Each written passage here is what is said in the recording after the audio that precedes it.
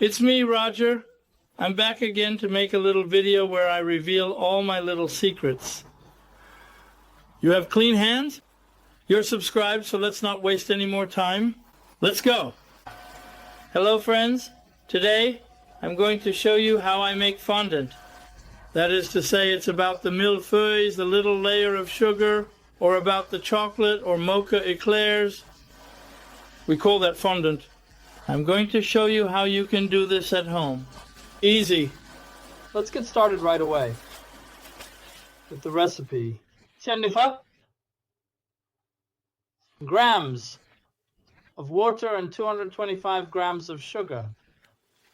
To start, in a saucepan, I'm going to put the water and the sugar on top so that it's well moistened all the way through.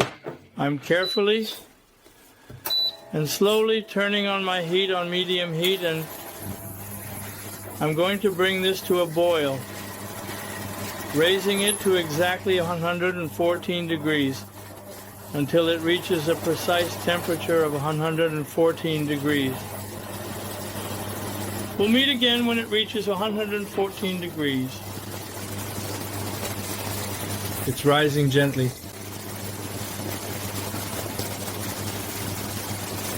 I try not to stir it at all, to just let it be, to let it go. I'm 109 degrees. I'll be at 114 degrees. 109.5 degrees.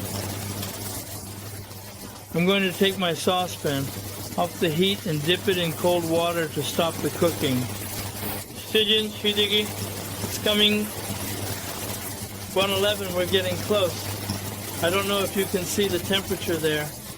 105, 112, 112.5, it's going really fast. Hey, 113.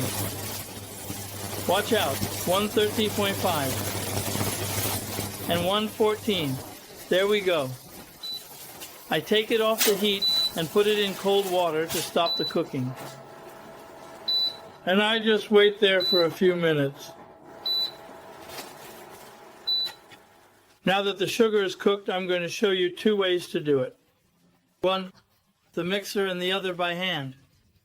Honestly, personally, I prefer the hand technique. It gives a better result. But if you just want to use a mixer, you can do that. I'm showing you this. Now for the two versions, my syrup has already cooled down quite a bit.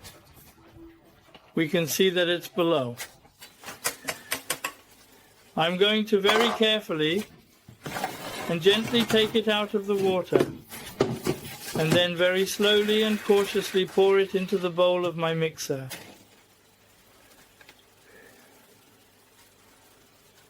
There you go. And now I'm going to put in the paddle. You shouldn't use a whisk. You need to use the paddle.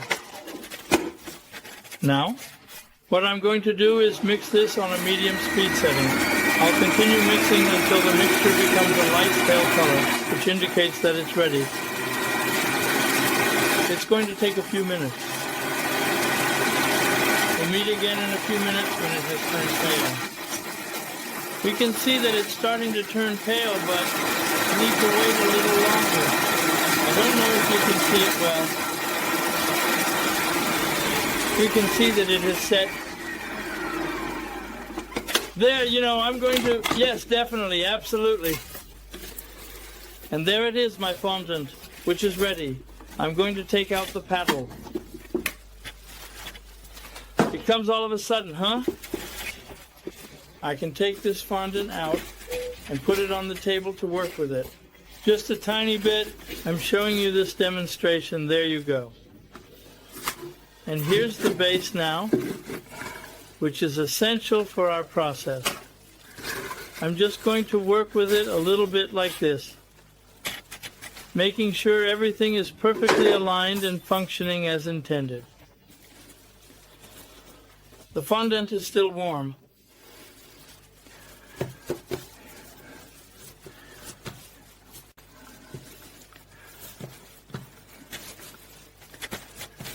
There you go.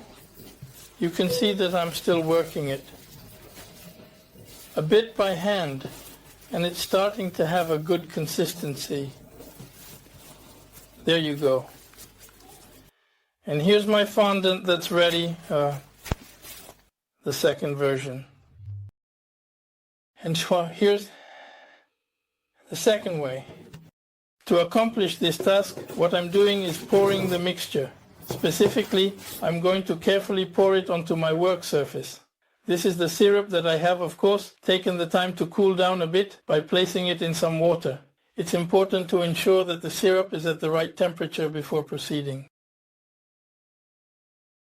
There you go. And I'm going to work it by hand. I come back to the middle.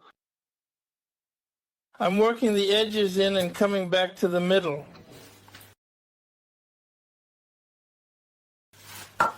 And I'm going to do that until it's cold, and it will automatically whiten. Initially, I begin by using my scraper because the mixture is quite liquid at this stage. As time progresses and the mixture cools down, it will gradually start to thicken. Eventually, after a certain period, it will transform and become white in color.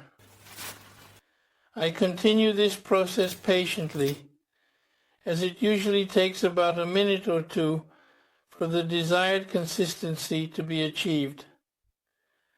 I'll check back with you in a minute or two to see how it has progressed. You can see that it's starting to whiten slightly.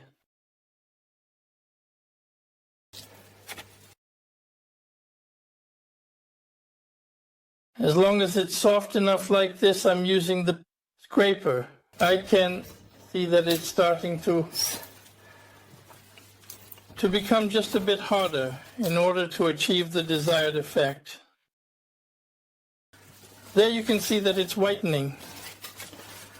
Either you have a metal spatula or one that's a bit more rigid, or like me, a scraper. You bring everything back to the middle like this. You can see that it's starting to whiten nicely.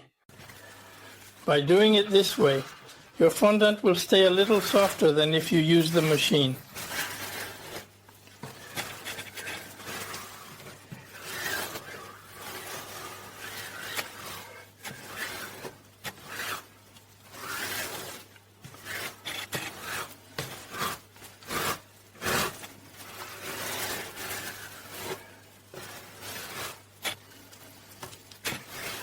It's whitening nicely.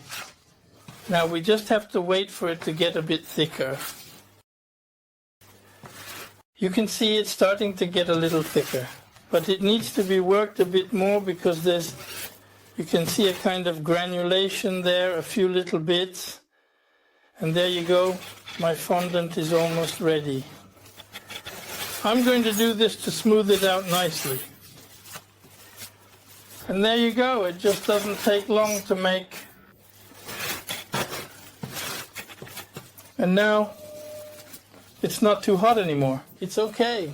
It's probably around 45-50 degrees. I can finish the work a bit by hand to make it more refined and polished, ensuring that it meets the desired quality standards. Additionally, I will take the necessary steps to remove some of this excess material. Granulation, if I can put it that way.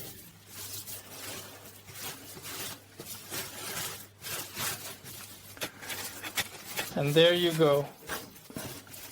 My fondant is absolutely ready. Now, I'm simply going to put it in a container and let it cool like this.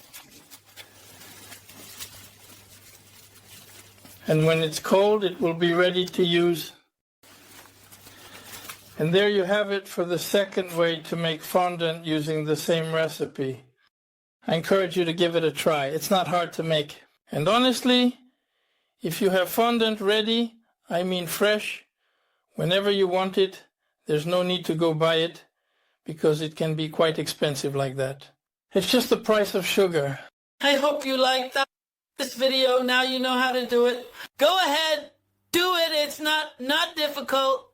And I'll see you soon for the next video. Goodbye.